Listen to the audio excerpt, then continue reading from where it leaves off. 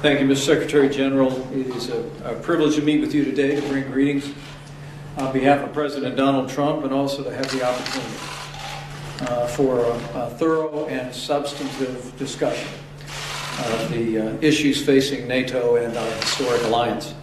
It's been a busy weekend for me. As I prepared to head back to the United States, I'm grateful. I'm grateful to have had the opportunity to speak on Saturday about our shared security issues at the Munich Security Conference, and appreciate your encouraging words about the message of the United States at that conference. And I also was pleased to be able to hold a series of productive bilateral meetings with leaders from all across the world. It was also deeply moving for me and my family to return to Dachau, the very first concentration camp, to be accompanied by a survivor by the name of Abe Nato. I first visited that camp in 1977. I wanted my daughter to see it. We went there and walked through that historic memorial. Abe told me that he arrived at Dachau as a 17-year-old boy. He told me of the nightmarish existence that he experienced there. But then he spoke words that resonate with our alliance. He said, and I quote, "Then the Americans came." Those words touched my heart. And they speak volumes about the history and importance of the North Atlantic Alliance and of NATO, more of which I'll address momentarily. But I thank you again for your hospitality in this historic place at this important time. I was also grateful today to meet with the leadership of the European Union. On behalf of President Trump, I expressed the commitment of the United States to continued cooperation and partnership with the EU. While we have our differences on some issues, I reiterated this point in all of my meetings with the EU leadership and appreciated the cordial and substantive discussions that we had. But on Saturday, as the Secretary General mentioned at the Munich Security Conference, I brought a message from President Trump. The message is the same one I bring to you today.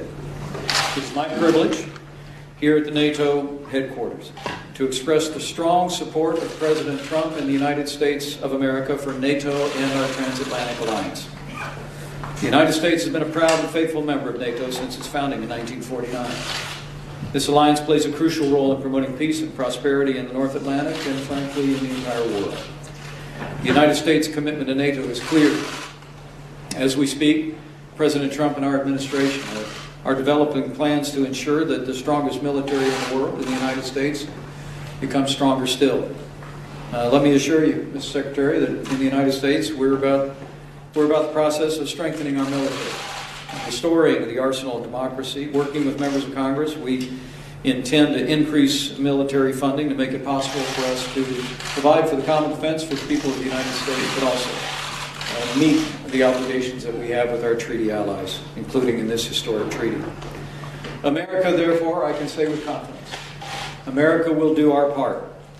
But Europe's defense requires Europe's commitment as much as ours.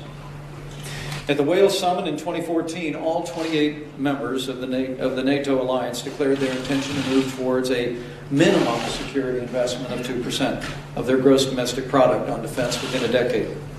As a candidate for office, President Trump actually called attention repeatedly to the fact that for too long, for too many, this burden has not been shared fairly among our NATO allies, and that must come to an end. At this moment, the United States and only 4 other NATO members meet this basic standard. And while we commend the few nations that are on track and have met the obligation, the truth is that many others, including some of our largest allies, still lack a clear and credible path to meet this minimum goal. So let me say again what I said this last weekend in Munich.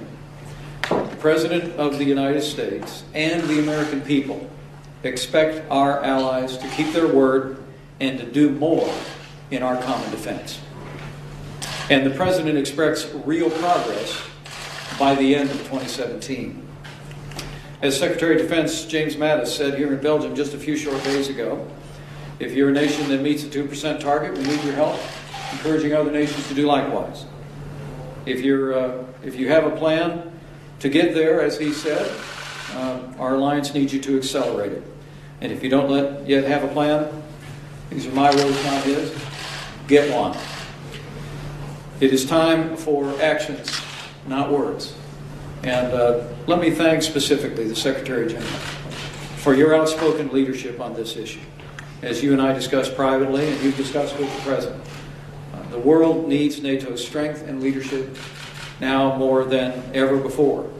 And we are grateful, Mr. Secretary General, that you join us in calling for immediate and steady progress on all of our NATO allies' commitment to our common defense. The truth is, the rise of adversaries new and old demands a strong response from this alliance. In the East, NATO has embarked on improvement in its deterrent posture by stationing 4 combat-ready multinational battalions in Poland and the Baltic states. And as I assured the Secretary General in our meeting today, in the wake of Russian efforts to redraw international borders by force, the United States will continue its leadership role in the Enhanced Forward Presence Initiative and other critical joint actions. With regard to Ukraine, as I said before, our alliance will continue to hold Russia accountable and demand that they honor the Minsk agreements, beginning with de-escalating violence in eastern Ukraine. For the sake of peace and for the sake of innocent human lives, we urge both sides to abide by the ceasefire that began today. And we pray for peace in Ukraine. Be assured, the United States as well will continue to hold Russia accountable, even as we search for new common ground which President Trump firmly believes can be found. As I said in Munich, though, NATO's continued leadership is also necessary in the fight against radical Islamic terrorism.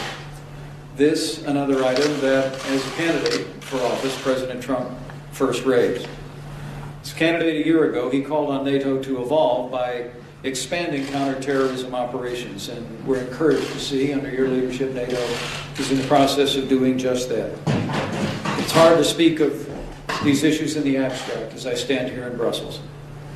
Just now, almost a year ago, that 3 horrific suicide bombings occurred, 33 innocent victims, including 4 Americans, hundreds more injured.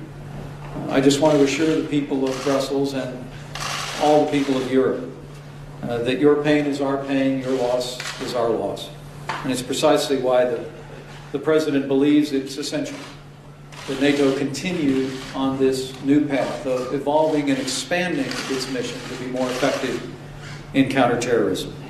We work tirelessly with our NATO allies to ensure security in our countries and yours.